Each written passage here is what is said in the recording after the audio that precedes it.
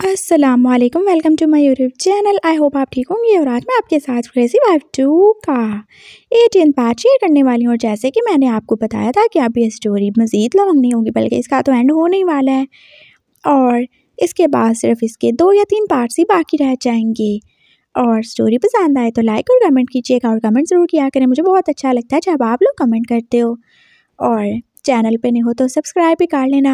और अगर आप वैसे मुझसे बात करना चाहते हो और कमेंट में बात नहीं कर सकते तो इंस्टा की आईडी जो है वो आपको मिल जाएगी बायो में, तो आप वहाँ पे जाके मुझसे बात कर सकते हो। ओके, चलें हम अपनी स्टोरी को स्टार्ट करते हैं। सुबह के 7 बज चुके थे और इस टाइम का सबसे ज़्यादा इंतज़ार तो शियान को ही था। और अब वो बस जल्दी जल्दी बस ब्रेकफास्ट ही करिए जा रहा था और साथ में मोटू से जहन को भी खिलाए पिलाए जा रहा था। बस जल्दी करो, हमें डॉक्टर के पास जाना है। मामा पापा जो अभी अपने पास ब्रेकफास्ट के लिए आए थे और जो कि अभी मुश्किल से ही उठा आ रहा था, वो सब तो हैरान ही रह गए थे। अरे के साहब, क्या हो रहा है? किसने डॉक्टर के पास जाना है और क्यों ही? पापा ने परेशानी से पूछा था। पापा, हम डॉक्टर के पास जाने वाले हैं, शान ने जल्दी जल्दी बताया। और लैन जैन कुछ बोलने वाला था, लेकिन इससे पहले उसने उसके मुंह में और ज़्यादा फ्रूट डाल दिया था। चलो खाओ, तुम बिल्कुल अपना ध्यान नहीं रखते, देखो कैसे सूख के एकदम तीली की जैसे हो चुके हो। और मामा ने उसकी तरफ देखा, पता नहीं वो कौन सी तीली लग रहा था। हुआ क्या है, कोई बंदा मुझे बताएगा? पापा ने फिर से पूछा था। पापा, अभी कुछ भी नहीं हुआ, लेकिन हम ये कंफर्म करने जा रहे हैं कि कुछ हुआ है या नहीं हुआ, या कुछ होने वाला है कि नहीं होने वाला। क्या बोले जा रहे हो तुम? पापा, मैं आके बताऊंगा। तुम खा क्यों नहीं रही? ये जूस कौन पिएगा? हाँ, कौन पिएगा? उसने जूस भी उसे जल्दी से बस पिला ही दिया था और अब वो उसका बाजू पकड़ के जैसे खींचते हुए उसे लेके जा रहा था। चलो चलो, हम बस पहले जाएंगे, सबसे पहले, इससे पहले कि डॉक्टर का क्लिनिक खुले हम पहले ही पहुंच जाएंगे, नहीं तो हॉस्पिटल चले चलेंगे। वो ऐसे ही उसको अपने साथ लिए जा रहा था और मामा पापा और जोजो वहीं के वहीं रह गए थे। शियान भी पता नहीं क्या कुछ ही करता है, उसकी आदत किसी को समझ आई थी जो अब आती। कभी वो एकदम कितना अच्छा हो जाता था और कभी उसका मूड जो 7वें आसमान पे पहुंचा होता था। फाइनली हुदा हुदा करके वो 1 घंटे बाद आ ही गया था और जैन भी उसके साथ ही था। ओए, कैसे चल रहे हो तुम? कैसे चलूं शियान जी? नहीं, ऐसे कौन चलता है? देखो, तुमने सही तरह से बिल्कुल भी पाँव नहीं रखा। ऐसे तुम गिर गए, तुम फिसल गए तो क्या होगा? कुछ भी नहीं होता। नहीं नहीं, बिल्कुल नहीं, बिल्कुल नहीं। चलो, मैं तुम्हें उठा के लेके चलूँगा। उसने जैसे उसे उठा ही लिया था और अब वो सबके बीच में चलता हुआ उसे अपने रूम में लेके जा ही रहा था। और मामा फिर से परेशान हो गई। अब मेरे बेटे को क्या ही हो गया? वो उसके पीछे पीछे ही जा रही थी। मामा, कुछ नहीं हुआ आपके बेटे को, मैं बताता हूँ ना, सब बताता हूँ। एक तो आप लोग बहुत जल्दी टेंशन ले लेते हो और बेसब्रे हो जाते हो। सर्वर्स भी जैसे उधर इकट्ठे होना शुरू हो गए थे और मामा ने उन सबको भेज दिया, जाओ भाई, कोई काम नहीं है तुम लोगों का। पापा अभी तक ऑफिस चला चुके थे और जो स्कूल में। बताओ ना क्या हुआ? मामा, मैं आपको बताऊंगा। आप बताओ कि हाँ, तुम ऐसे परेशान कर करके मेरी जान ले लोगे। मामा, मैं बताता हूँ। सहन जो के बताने वाला था, लेकिन शान ने जल्दी से उसे लिटा के उसके ऊपर ब्लैंकेट दे दिया। कोई ज़रूरत नहीं है, मैं हूँ ना, मैं बताऊंगा। छोटे इस तरह की बातें नहीं करते, बहुत बुरी बात होती है। जब बड़े मौजूद हो तो छोटों को क्या ज़रूरत है इस तरह की बातें करने की? छोटा? कौन छोटा? अरे तुम छोटे हो, मुझसे छोटे हो ना। चलो आराम से बैठो। मामा, तो मैं आपको बताता हूँ। आप बता भी दो, इतना ज़्यादा सस्पेंस तो ड्रामों में नहीं होता। अच्छा, बताता हूँ, दिखाता भी हूँ। उसने जैसे एकदम से अपने हाथ में पकड़ी हुई उस फाइल को खोला था और उन्हें सीधा खोल के उनके सामने कर दिया था। टन टना, ये देखें क्या है। ये कब हुआ? मामा जो कि उस प्रेगनेंसी रिपोर्ट को पढ़ रही थी। ये 3 महीने पहले हो चुका है और आपके नालायक उल्लू बेटे को पता ही नहीं था। ओह माय गॉड, क्या ये सच है? क्या जैन सच में प्रेग्नेंट है? मामा एकदम से जैसे खुशी हो गई थी और कितना ज़्यादा एक्साइटेड हो चुकी थी और वो बात सब उछल के जैसे शियान के गले लग गई। हाँ मामा, ये सच है, ये बिल्कुल सच है। और ये पागल पास हमारा ध्यान रखने के चक्कर में खुद को तो जैसे भूल ही बैठा था। इसने बिल्कुल अपना ध्यान नहीं रखा और हर चीज़ को इग्नोर ही कर दिया। इसने अपने बढ़ते हुए वेट को इग्नोर किया, आपने इतनी ज़्यादा भूख लगने को इग्नोर किया और इतनी ज़्यादा थकावट को। ये बस हमारे लिए सोचता था मामा। और देखें, आज ही सुबह मुझे पता चला कि इस बेचारे को तो दर्द भी होता था। मैंने कहा चलो भी चेक करवाते हैं। और मैंने तो अपने बच्चे की हार्ट बीट पहले ही फील कर ली थी। वो कैसे खुश होकर बता रहा था और मामा अभी तक उसे हाँ किए हुए थी। थैंक यू सो मच यान, तुमने मेरे बेटे को एक्सेप्ट कर लिया। मामा थैंक यू की कोई बात नहीं है। इनफैक्ट मैं आप दोनों का थैंकफुल हूँ जो आपने मुझे एक्सेप्ट किया। अगर ज़ैन मुझे एक्सेप्ट नहीं करता, आप नहीं करती तो मैं कहीं का भी नहीं था। आप लोगों ने मेरे इतने ज़्यादा बुरे बिहेवियर के बावजूद मुझे एक्सेप्ट किया, मुझे प्यार किया है। थैंक यू सो मच, मैं आपका बहुत ज़्यादा थैंकफुल हूँ। मेरी ये ज़िंदगी बस आप लोगों के लिए है। वो बोल रहा था और फिर मामा जाके ज़ैन से भी लिपट गई। ओह! मेरा बेटा तुम फाइनली प्रेग्नेंट हो गए। हाँ, मामा मैं डोनट हो ही गया। वो जैसे बोला था और मामा ने जैसे उसे छोटा-सा थप्पड़ मार ही डाला था। 3 महीने बढ़ाने के बाद भी तुम्हारा प्रेग्नेंट डोनट ही रहा है। अरे मामा मैं तो मज़ाक गा रहा था। ऑफ़ कोर्स मुझे पता है कि प्रेगनेंसी होती है, कोई डोनेंसी थोड़ी होती है। वो स्माइल करके बोल रहा था और अब उसने शियान की तरफ देखा था और शियान जो कि उसी की तरफ देख रहा था और फिर उसने जैसे शर्मा के मामा को हग ही कर लिया। मामा मैं बहुत ज़्यादा खुश हूँ। हाँ, मैं भी बहुत ज़्यादा खुश हूँ और अपना बिल्कुल तुमने अब ख़्याल रखना है। हम दोनों बिल्कुल ठीक हैं, मैं भी और शियान भी। समझ आई तुम्हें? मामा उसे प्यार से समझा रही थी और वो बस हाँ में ही सर हिला के रह गया। चलें भई सासू माँ, आप उठ जाएँ यहाँ से। ये क्या बात हुई? तुम मुझे कमरे से निकाल रहे हो? हाँ, तो और क्या? मेरी बीवी को आराम करने की ज़रूरत है और आपका नवासा या पोता, हाँ, जो दोनों ही है ना, तो चलें, उसको भी आराम करने की ज़रूरत है। हम बाहर चल के बातें करेंगे। चलो भी मोटू सो जाओ ज़रा तुम। लेकिन वो मामा के लिए ब्रेकफ़ास्ट बनाना है ना। मामा ने ब्रेकफ़ास्ट कर लिया होगा। कर लिया ना मामा? हाँ, हाँ, कर लिया है। और वो जोजो के लिए लंच नहीं बनाना क्या? सब बना लेंगे, चलो तुम आराम करो। मामा उसे अब सुला के बाहर ही आ चुकी थी शियान के साथ और लहन-सहन जो है वो सो ही चुका था। हाँ, लेकिन सोने से पहले उसने राजा को फ़ोन ज़रूर किया था और उसे बताया था कि उसे इतना ज़्यादा भी खुश होने की कोई ज़रूरत नहीं है। अरे वो क्या समझता है, हाँ, उसके घर में पहले बच्चे आ जाएँगे। इनफैक्ट ज़ैन के घर में पहले बच्चे आएँगे क्योंकि वो तो पहले से प्रेग्नेंट है और राजा भी कितना ज़्यादा खुश था और बाबा भी और साहब ने उसे मुबारक दी थी। ज़ैन ऐसे ही अपने मोबाइल को अब हैक करके सो ही चुका था और साथ में अपनी रिपोर्ट को भी और सोनोग्राफी की रिपोर्ट को भी, जहाँ पे उसका छोटा-सा बेबी उसे नज़र आ ही रहा था। ये कितना ही छोटा-सा है, कितना प्यारा होगा।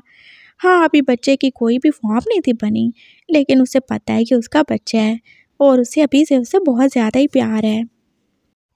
शाम हुई थी और पापा भी आ गए थे और उन्हें भी कितनी ज़्यादा खुशी हुई थी। फाइनली सब सही हो ही गया। उनका अकड़ू बेटा जो कि खुद में कुछ ज़्यादा ही सेल्फ ऑब्सेस्ड था, फाइनली लाइन पे आ ही चुका था और उसने अपनी वाइफ को एक्सेप्ट कर लिया था और अब तो उनके घर में और ज़्यादा बच्चे आने वाले थे, तो वो कितने ज़्यादा खुश थे। और अब ये खुशी बात चल ही रही थी कि अचानक पापा का मोबाइल ही बजा था। हेलो। और दूसरी साइड पे कोई और नहीं बल्कि पुप्पो ही थी। भैया, हम लोग आ रहे हैं 2-3 दिन तक। हाँ, हाँ, ज़रूर आओ ना। हाँ, हम आ रहे हैं और मैं किसी स्पेशल को भी लेके आने वाली हूँ शियान से और आप सबसे मिलाने के लिए, फूफो ने बोला था और पापा ने जो स्पीकर पे फ़ोन रखा था जैसे सुन के हैरान ही हो गए। किस स्पेशल को ला रही हो? क्या तुमने शीनी के लिए कोई लड़का देख लिया क्या? या फिर तुमने जॉन के लिए कोई लड़की देख ली? अरे नहीं, बस है कोई सरप्राइज़ है, मैं आके बताऊँगी ना। फूफो कितनी ज़्यादा खुश थीं और फिर उन्होंने शियान से भी बात की। हाँ, कैसे हो तुम? ठीक हो? हाँ, मैं ठीक हूँ, बस आपको याद आ गई मेरी, मैं कब से बीमार था, आप आए नहीं। सॉरी बेटा, बस वीज़ा का कुछ इश्यू हो गया था, लेकिन अब मैं आ रही हूँ। और वो कैसा है? उन्होंने जैसे एकदम से अपनी आवाज़ को सीरियस ही कर लिया था और अपनी टोन को भी। वो ज़ैन की बात कर रही थी और ज़ैन को पता था वो उसे बिल्कुल भी पसंद नहीं करती। वो बहुत अच्छा है पुप्पो, और मैं आपको बताऊँ, हाँ, जो भी बताना बाद में बताना, अभी मेरे पास टाइम नहीं है। जल्दी से बस मैं आऊँगी और मैं तुमसे बहुत ज़्यादा बातें करने वाली हूँ। चलो सही है, अपना ख्याल रखना और हाँ, अपनी उस सौतेली माँ से कहना कुछ खाने-पीने का इंतज़ाम कर ले, और क्या ही आता होगा सिवाय उसे खाना पकाने के। उन्होंने बोला था और मामा बेचारी चुप ही हो गई और शान को भी तो बुरा ही लगा था। पुप्पो का बिहेवियर अभी तक अपनी भाभी और उसके बेटे के साथ ठीक हुआ ही नहीं था और फिर कॉल काट ही चुकी थी। शियान ने बस मामा की तरफ देखा था। मामा आई एम सॉरी, वो आप जानती हैं ना पुप्पो। कोई बात नहीं बेटा, कोई बात नहीं। उन्होंने जैसे सब टाल ही दिया था और ज़ैन को भी उसने देखा था। और तुम अब टेंशन लेके खबरदार जो मेरे बेटे के ऊपर या बेटी के ऊपर कोई भी बुरा असर डालो तो। पुप्पो बस ऐसी ही हैं, वो बस मिर्चें चबाती रहती हैं, लेकिन कोई बात नहीं, अगर खाने में मिर्चें ना हो तो मज़ा नहीं ना आता।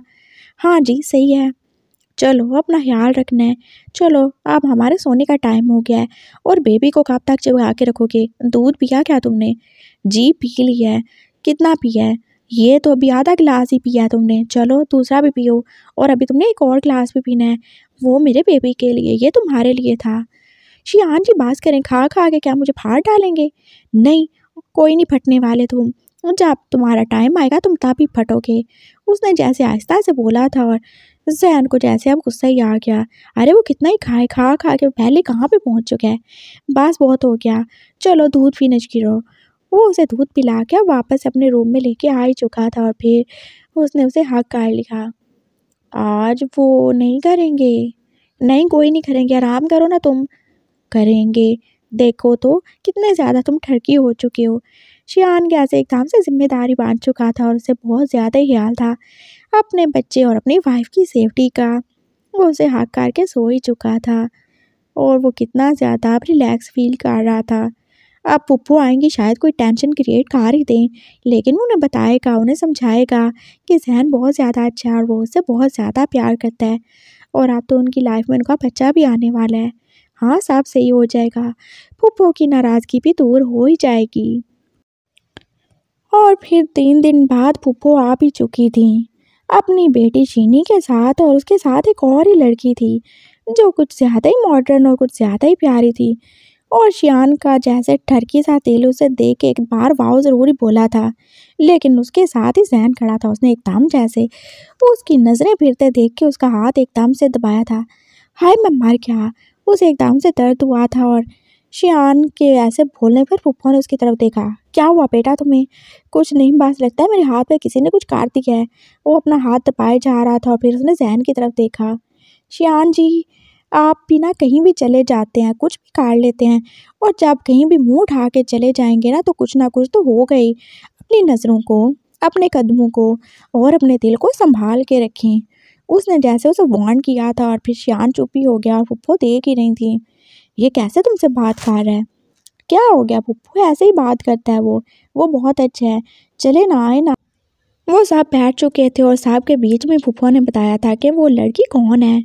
उसका नाम लिली था और वो उसे शियान के लिए लाई थी। मेरे लिए लाई हैं पुप्पो? अरे वाह, आप कितनी ज़्यादा ब्रॉड माइंडेड हो चुकी हैं। लेकिन आप तो जानते हैं ना मुझे इन सब चीज़ों का कोई शौक नहीं है। अब क्या मैं शादीशुदा होते हुए ऐसे किसी और लड़की के साथ? नहीं नहीं, तौबा तौबा, मैं तो क्या ही बोले जा रहा हूँ। उसने फिर से जैसे अपनी ज़ुबान बांधी काट ली थी। जैन जो बस खा जाने वाली नज़रों से उसकी तरफ देख ही रहा था और पुप्पो भी। पागल गधे कहेंगे, मैंने तुमसे ये नहीं कहा कि इसके साथ वो सब करो। मैं इसे तुम्हारे लिए लाई हूँ, यानी कि तुम्हारी शादी के लिए। ये मेरी फ्रेंड की बेटी है और मुझे पास ये बहुत अच्छी लगती है तुम्हारे लिए। क्या? वो एकदम से जैसे खड़ा ही हो गया था और जहन का जैसे मुंह ही बन गया। फूफो क्या ही बोल रही हैं आप? ऐसा कुछ नहीं हो सकता, मेरी तो शादी हो चुकी है ना। क्या शादी हो चुकी है? हाँ ये जाहिल गवार सा जिसे बात तक करने की तमीज़ नहीं है, जो ऐसे तुम्हें डरा के रखता है, तुम इसके साथ रहोगे? तुम कोई भी ऐसे इंसान को डिज़र्व नहीं करते और मैंने तुम्हें बोला था ना इससे दूर रहो। और देखा तुमने इसकी क्या हालत हो चुकी है, कैसे ये एक मोटे से गुब्बारे की तरह ही हो चुका है। हाँ क्या है इसमें जो तुम इसको छोड़ नहीं सकते? फूफो जैसे बोल रही थी और मामा और जैन दोनों ही अब चुप थे। वो दोनों ही अपने अपने हस्बैंड के जवाब का वेट कर रहे थे और पापा जैसे अब गुस्से से ही बोले। देखिए आप ही, मैंने आपको बोला है, मैं आपको फिर से बता रहा हूँ, मेरी वाइफ और मेरे बेटे के बारे में कुछ भी बोलने की ज़रूरत नहीं है और वो बहुत ज़्यादा अच्छा है। और वो ऐसा इसलिए है क्योंकि वो प्रेग्नेंट है। क्या बकवास किए जा रहे हो? ये प्रेग्नेंट नहीं हो सकता। हम कोई भी इसको या फिर इसकी माँ को चलो एक्सेप्ट कर लिया, आपके तुम क्या चाहते हो? ये पूरा का पूरा खानदान हमारे घर में आ जाएगा।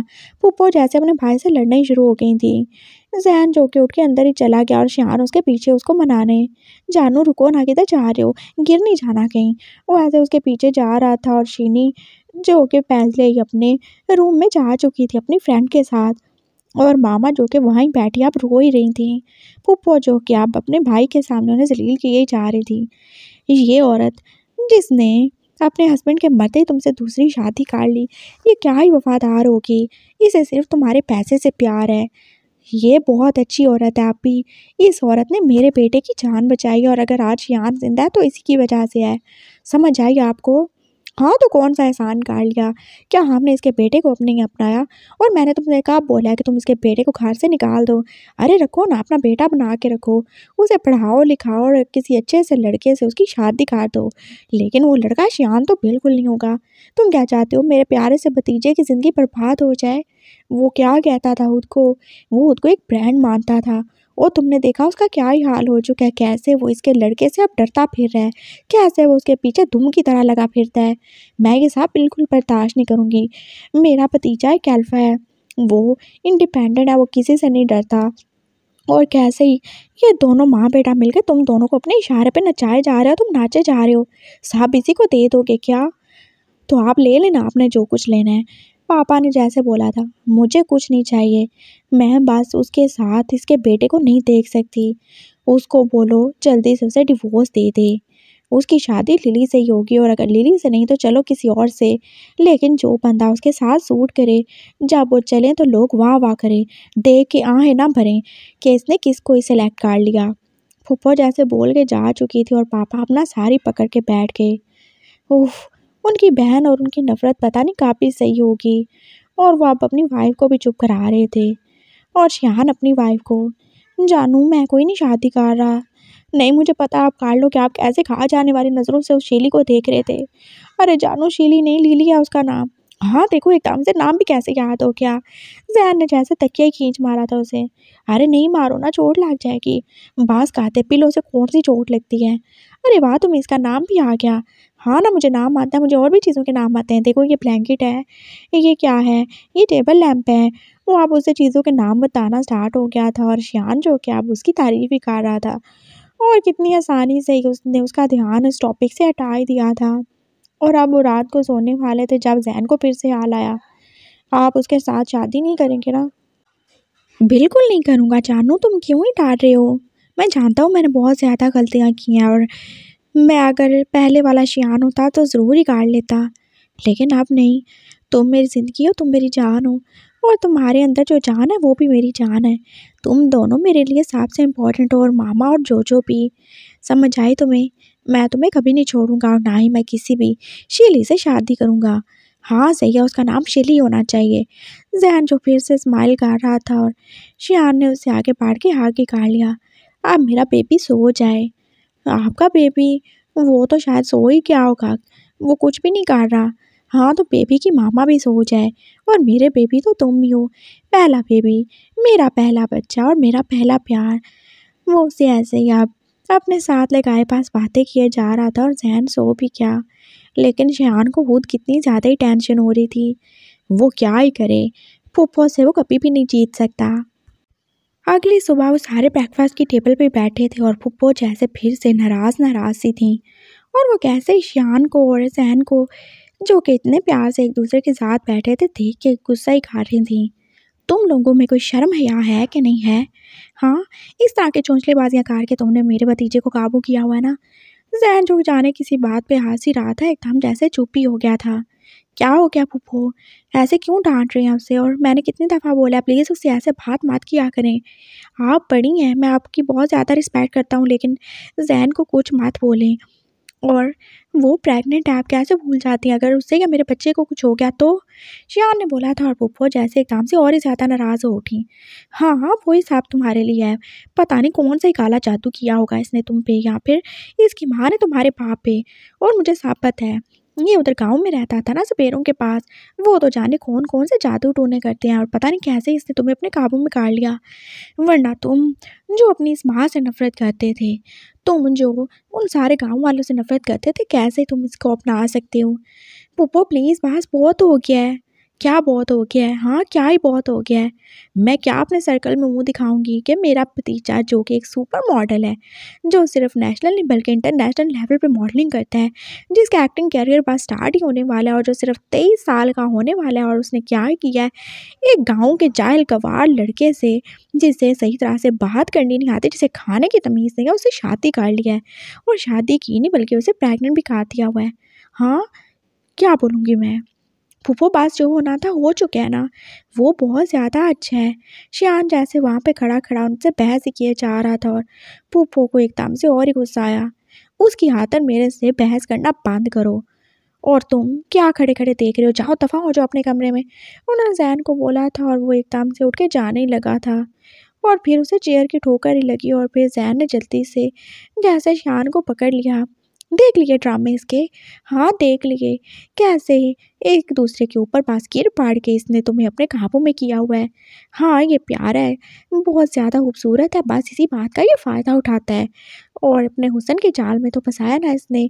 और इसकी माँ ने तुम लोगों को, मामा जो कि चुपचाप साफ सुन ही रही थी और उन्होंने फैसला कर ही लिया था फुप्पो जो कुछ बोलती हैं बोलती रहें, वो उनको बिल्कुल जवाब नहीं देंगी। लेकिन श्याम तो बिल्कुल चुप नहीं था। फुप्पो प्लीज़ मैं आपके आगे हाथ जोड़ता हूँ और मिस लिली मैं आपसे बिल्कुल शादी नहीं कर सकता, आप प्लीज़ यहाँ से चली जाए। और फुप्पो आप आगे बढ़ के जैसे उसका गिरेबान ही पकड़ने वाली थी। तुम ऐसे कैसे उसे बोल सकते हो, वो मेरी फ्रेंड की बेटी है और क्या उसे कोई रिश्तों की कमी है। ये तो मैं ही थी जो उसे यहाँ पे लेके आ गई थी और मैं बता रही हूँ अगर तुमने इससे शादी नहीं की तो मैं अपनी जान ही दे दूँगी। मैं इतनी ज़्यादा ज़िल्लत बर्दाश्त नहीं कर सकती। फुप्पो क्या ही हो गया है। उसने आगे बढ़ के फुप्पो को पकड़ा था और फुप्पो जब अपने दिल पे हाथ रख के बैठ गई थी। हाँ वो हार्ट पेशेंट जो थी और शियान जैसे एकदम से डर ही गया। फुप्पो आई एम सॉरी, देखें प्लीज़ आप टेंशन ना लें ना, समझने की कोशिश करें, ऐसा कुछ नहीं हो सकता। मैं क्या समझने की कोशिश करूँ? हाँ, क्या ही समझने की कोशिश करूँ? फूफो जैसे अब रोना ही शुरू हो गई थी, वो भी ऊँची-ऊँची आवाज़ से। ज़ेहान जो के पास वहीं खड़ा था। तुम्हारी माँ मर गई, वो मेरी सबसे अच्छी दोस्त थी और उसके मरने की वजह भी यही होगी ना, इस औरत की वजह से ही। तुम्हारे बाप ने कभी उसे प्यार नहीं किया, तुमने देखा कभी तुम्हारे बाप ने उसका ज़िक्र तक नहीं किया। वो इस औरत से प्यार करता था और पता नहीं कैसे उसने तुम्हें पैदा कर लिया। ना तुम्हारे बाप ने कभी तुमसे सही तरह से प्यार किया, ना तुम्हारी माँ से। लेकिन वो तुम्हारे बाप के लिए कितना ज़्यादा करती थी, कितना ज़्यादा सोचती थी और बेचारी मारी गई। उसे तुम्हारे बाप की बेवफाई का दुःख मार गया। और फिर क्या किया तुम्हारे बाप ने, कैसे तुम्हारे बचपन की परवाह नहीं की और इस औरत से शादी कर ली, जो कि वैसे तो कितनी ज़्यादा दुखी थी, गमगीन थी कि उसका बेटा नहीं रहा और उसका हस्बैंड नहीं रहा।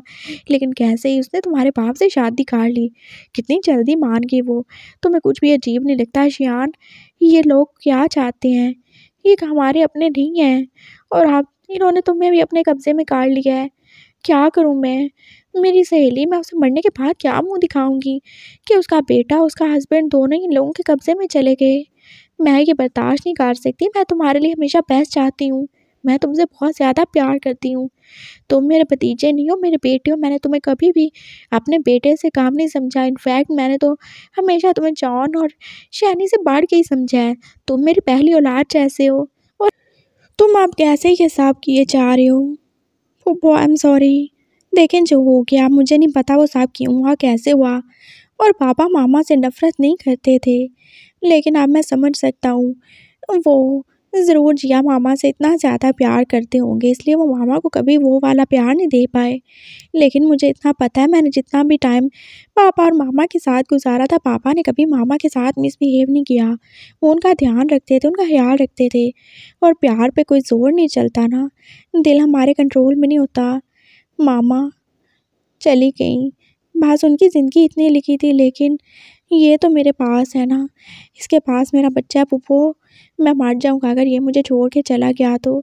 मैं सच में इसके बिना नहीं रह सकता। प्लीज़ आप मुझे फ़ोर्स मत करें, हमारी ज़िंदगी ये बहुत मुश्किल से नॉर्मल हुई है, प्लीज़ इसे मज़ीद कॉम्प्लिकेटेड मत करें। मैं आपके आगे हाथ जोड़ता हूँ, प्लीज़ मान जाएँ। ज़ैन के लिए कुछ मत बोलें, वो मेरी वाइफ़ है, वो मेरी ज़िंदगी है, मैं उससे प्यार करता हूँ, मैं उसके बिना नहीं रह सकता। प्लीज़ कुछ मत कीजिएगा। वो पहले ही बहुत ज़्यादा वीक है, उसे बहुत ज़्यादा वीकनेस रहती है।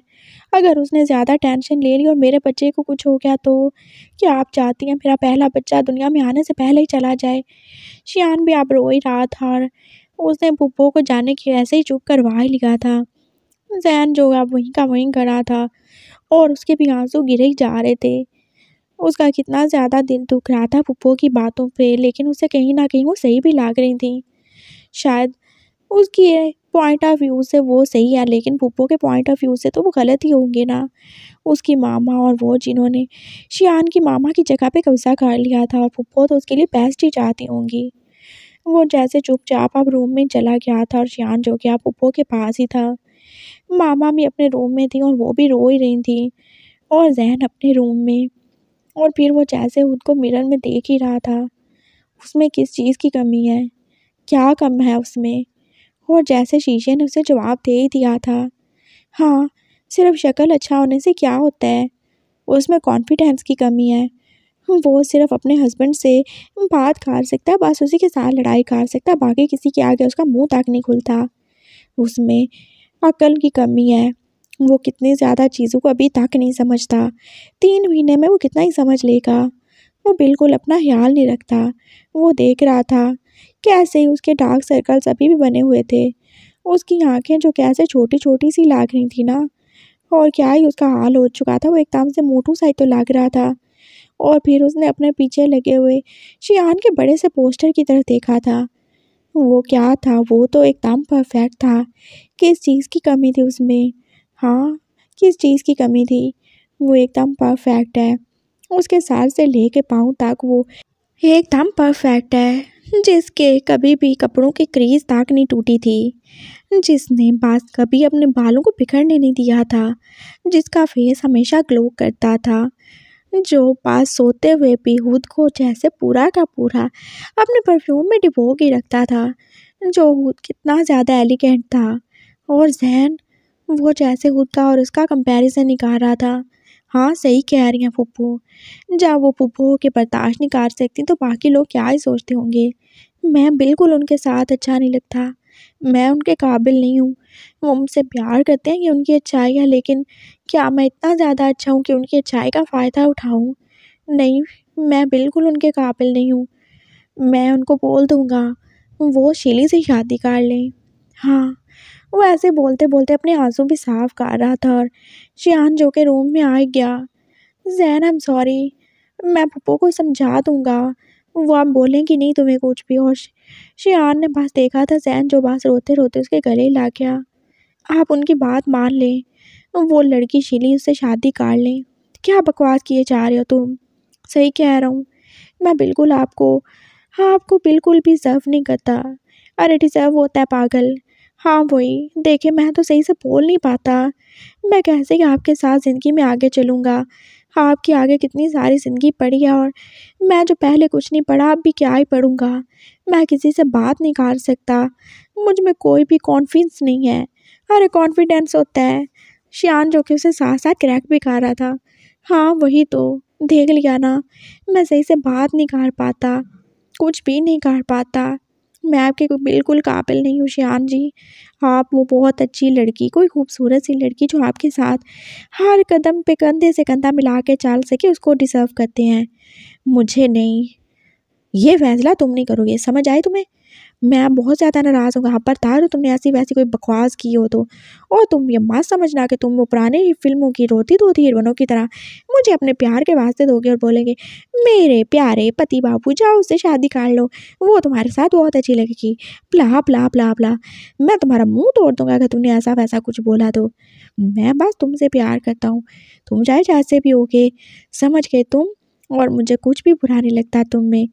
आपको मेरे बिखरे-बिखरे बाल नज़र नहीं आते? बहुत अच्छे लगते हैं मुझे। और मेरी आँखें जो कि पूरी की पूरी छोटी-छोटी सी हो चुकी हैं, मैं कितना ज़्यादा मोटा हो चुका हूँ। हाँ, लेकिन फिर भी नज़र तो आता है ना। और जो मेरा पेट जो कि बड़ा-सा बड़ा होता जा रहा है, हाँ, तो वो तो होना ही है। और ये जो मेरे कपड़े, हाँ, कपड़ों का क्या है, वो तो तुम दूसरे पहन सकते हो। और जो मैं सारा दिन काम करता रहता हूँ, तो मत किया करो, किसने बोला है? हाँ, आपको कुछ भी बुरा नहीं लगता, मुझे इंग्लिश नहीं बोलनी आती, कोई बात नहीं, मैं सिखा दूँगा। कुछ सीख लिया है, कुछ आगे सीख लोगे, ना सीख सका तो कोई मसला नहीं है। फिर भी आपके बच्चे मेरी तरह जाहिल रह जाएंगे, हम उनके लिए ट्यूटर रखवा लेंगे, डोंट वरी। और आप कोई भी बहाना नहीं, समझ आई तुम्हें? आप फिर उससे शीली से शादी नहीं कर रहे ना? अरे नहीं करूँगा, मैं क्यों ही करूँगा? वैसे भी जो मज़ा तुम्हारे साथ डिंग डोंग करने में है, वो शीली के साथ कहाँ ही आएगा। तुम्हें हक करके लगता है जैसे बंदे ने किसी टेडी बियर को हक किया हुआ है, और उसे तो मैं हक करूँगा तो जैसे मुझे तो उसकी सारी हड्डियाँ ही चुभ जाएंगी। शियान ने बोला था और जैन ने जैसे उसे पांची किया, कोई बहुत ज़्यादा शैतान है आप। हाँ, तो जो भी हूँ, शैतान हूँ, इंसान हूँ, बस तुम्हारा ही तो हूँ। उसने भी उसे हाँ कर लिया था और ज़ैन का मूड एकदम से अच्छा ही हो गया। चले ना फिर इसी खुशी में थोड़ी टिंग टोंग काट लें। दफ़ा हो जाओ तुम में टिंग टोंग का कैसा ही चस्का पार किया हुआ है। चले ना थोड़ी सी काट लेते हैं ना, फिर कहीं शीले से शादी होगी तो फिर आपको ये मज़े कहाँ ही मिलने वाले हैं। उसने भी मजाक से बोला था और शियान जो कि अब उससे लेके बेड पे आ चुका था। चलो भाई, तुम्हारा फरमाइशी प्रोग्राम है तो पूरा तो करना ही पड़ेगा ना।